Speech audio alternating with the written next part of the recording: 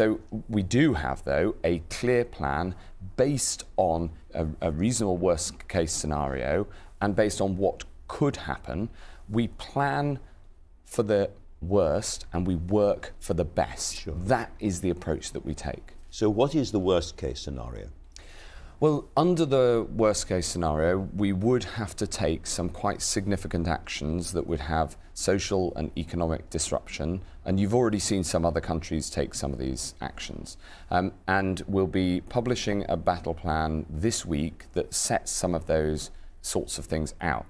Just tell us a little bit of the kind of thing that we might expect if the worst case happens. Well, it may be necessary, and I'm not saying any of these things are decisions we've taken, but they're things that we don't rule out.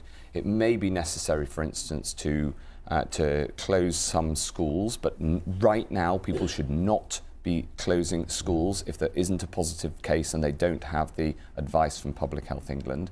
And other so-called population distancing measures. So, for instance, France is banning all public gatherings inside of more than 5,000 people. Is that the kind of thing that we too might have to look at?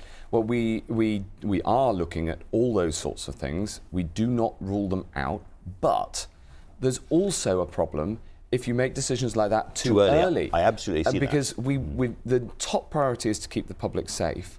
But we also want to minimise the economic and social the consequences. You don't want to jump into it too fast, but That's things right. like banning football events, banning big concerts, and trying to dissuade people from using public transport, are those also on the list of possibles?